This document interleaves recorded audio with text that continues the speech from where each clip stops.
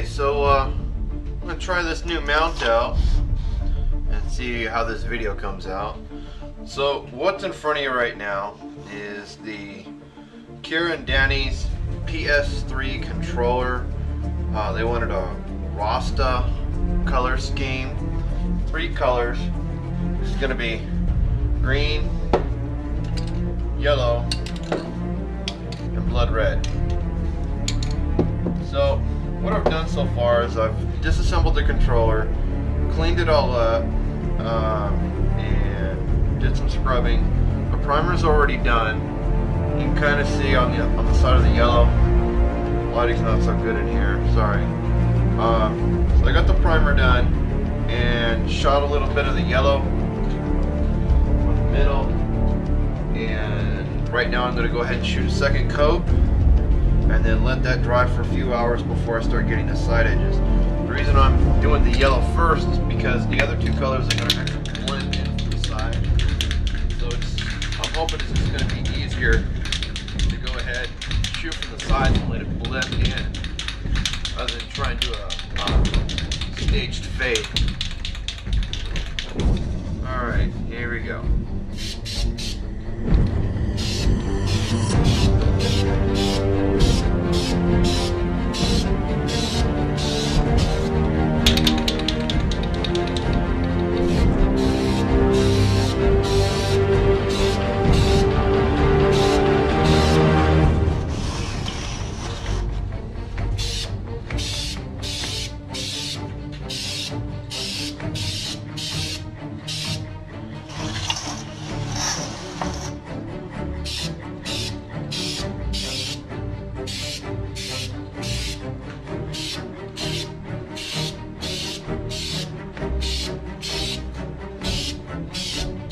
Something I noticed this morning when I came to look at it is that the yellow didn't exactly completely cover on the original print on the Sony controller.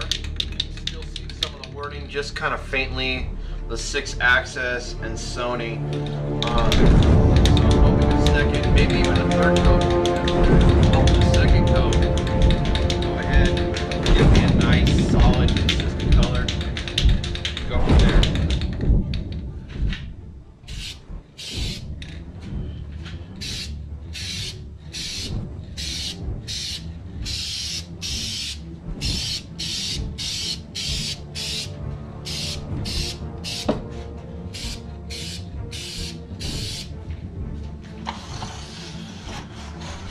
Let's see.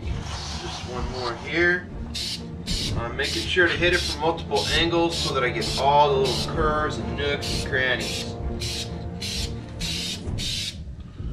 Alright, so that's the yellow. We'll let that dry for a few hours and then we'll come back to it. Okay, so here we are at the next stage of Kira and Danny's PS3 Rasta color controller. As you can see, it's gotten a while. The paint's all hardened up, dried. So I'm not sure how much of that you guys can see, but I'll move it around a little bit. You guys can see the color's pretty good and solid on there. There's no more bleed through of the characters and the lettering that's on the original coating. So what I've done is kind of made myself a little jig. I took an egg crate piece here and some popsicle sticks. Some jumbo-sized popsicle sticks, or I refer to them. What I did was I actually put 2 little slices in, stuck them in there, so now I have a holding jig, which what I had done before was just use a couple of screws to hold them up for the first coat. That was before I agreed to do it in yellow. So here we are, we're ready to shoot the next color, which we're going to shoot some red. Now the thing to remember about when you're doing multiple coats, when you're letting them dry, things settle out of the air, so you got to dust them. Keep a nice clean towel or rag nearby. Remember, it's something that's probably going to be ruined when you're done, so don't use anything nice and expensive. But just go ahead, lightly dust it, make sure there's no hairs, dust, debris. It's going to ruin your paint job. Make sure it's nice and clean. Okay, So also remember, use propellant or spray paint, like I am. Airbrushes give you a lot of control. Spray cans, not so much. That being said, you know, that gives you an idea of, you know, your pattern style, how much overspray you're going to have to deal with. For my overspray, what I'm going to be actually using is just a loose couple sheets of paper, try and shield, make sure I get that powdered effect without actually overspraying the whole project. Another thing to keep in mind with any propelled or aerosols is keep your work surface dust free, because any little tidbits, like I did some resin and sanding earlier, I had to clean the whole surface off because all that stuff, the paint moving by, can pick that up, throw it on your project. Then you've got to start back from square one, clean that all back off. Okay, so that being said, moving on, make sure you give your paint a really good shake. I did that before I started. Just go ahead and give it another kick up. So what I'm going to try and do is actually fade in from the sides here and just bring in some red. And I'll see how I need to try and shadow and mask in order to make sure I get all the little curvatures and all the nooks and crannies without losing the yellow, or at least too much of the yellow. Okay, so we'll try our first run here. And notice I'm not actually painting the project yet. I'm actually just shooting off on the side of it, coming in on the edge, just trying to get red in. Because again, the idea is the middle needs to stay yellow, right? Okay, so just take a pause real quick. So what's resulted is, see, I'm getting red on there and leaving the middle alone, just kind of feathering it in.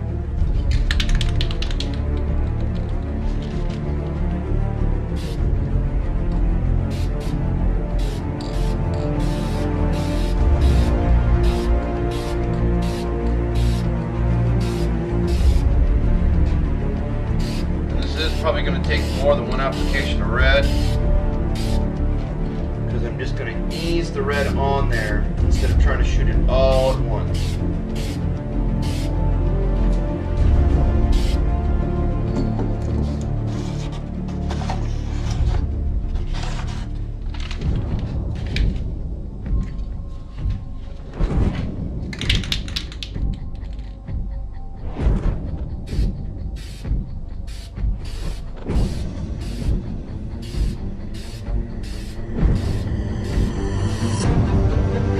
If I had an airbrush, this would be really easy. I'd just kind of feather it in and then come wide. If anybody's watching this that has an airbrush, you know what I'm talking about.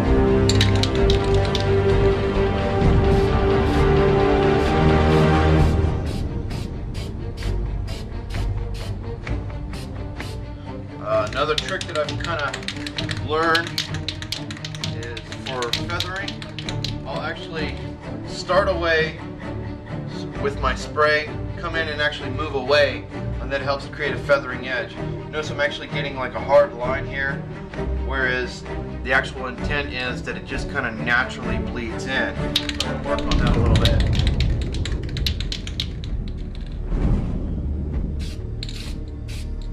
Notice I'm actually coming slightly at an angle, going this way.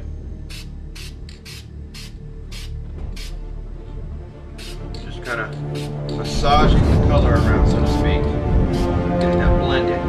See how that hard line's starting to disappear here?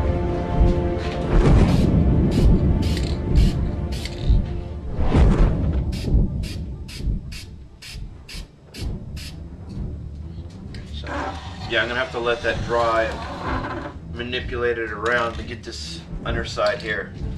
It's getting missed so much.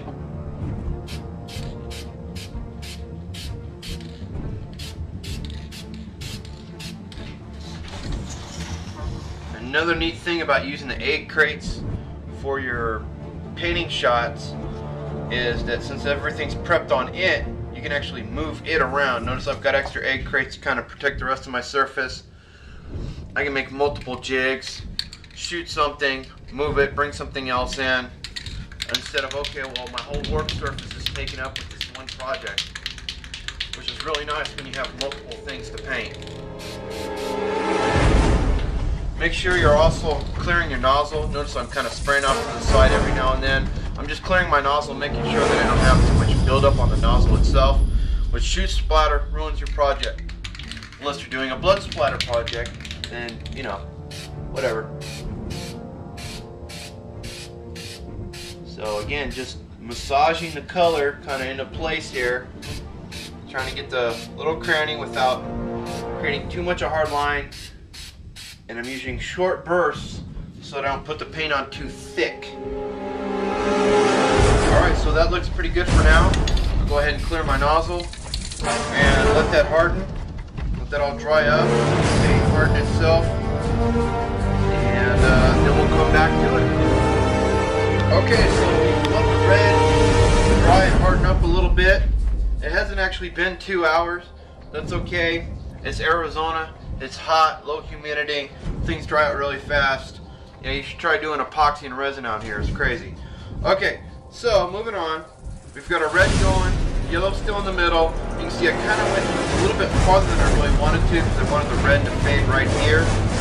It's actually a little bit, about a 1/4 inch, almost a 1/2 inch past where I wanted it to be. And of course, as expected, unfortunately I got some red overshadowed here in these edges right here. So what we're going to try and do right now is we're just shoot a little edge of green, get it started, let that dry, and then I'll actually come back later once the first run of green is done, and we'll fade it in, keep that middle yellow. And I've noticed I've kind of got an angle going, so again I'm going to try and duplicate that angle. I'll show it to you better, guys. It's actually kind of running at an angle this way, so I'm going to try and shoot the green at an angle this way. So again, it's more consistent, looks more like that Rastafarian flag wanted here. Quick reminder, when you're using aerosols, make sure you're constantly shaking your paint, constantly checking your tip, clogging, splatter, all that. Okay, and for the green, same as the yellow, I'm actually using a Krylon enamel to give it that nice glossy look. I think afterwards I'm going to go ahead and shoot the finished product with like a diamond coat or some kind of hard clear. So okay, get my mask in place. Again, I'm shooting just actually off the project. The thing to remember about Krylon enamels is they actually have that little tip that controls the fan. So keep that in mind when you're trying to shoot a specific direction or trying to do fade over like I am right now.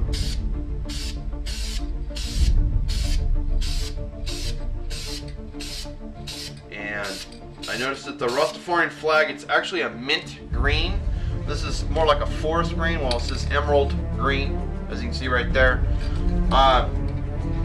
So I'm going to try and actually keep the green light, because with the yellow undercoat, it'll give it that kind of like limeish, light green look.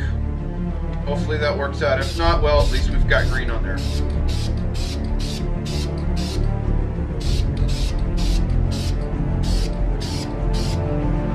And so far, that's where we are. It's looking pretty good, I'd say. It's got a nice blend in. It's a much nicer blend in than I did with the red. The red's really heavy, and maybe I can recover from that. Not entirely sure. We'll find out.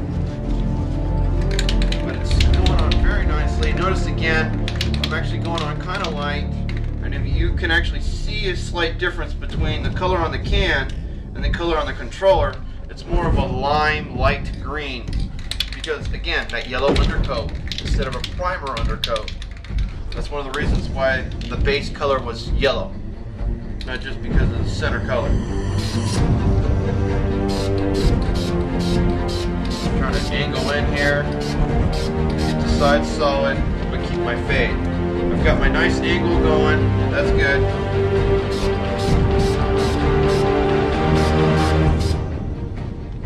All these compound curves here. Okay.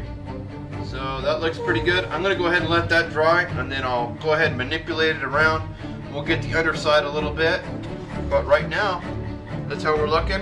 Hope I'm getting that in good frame right there. that's what we look like right now, guys. And again, you know, need to get the underside a little bit, but there's so far the Rastafarian PS3 controller.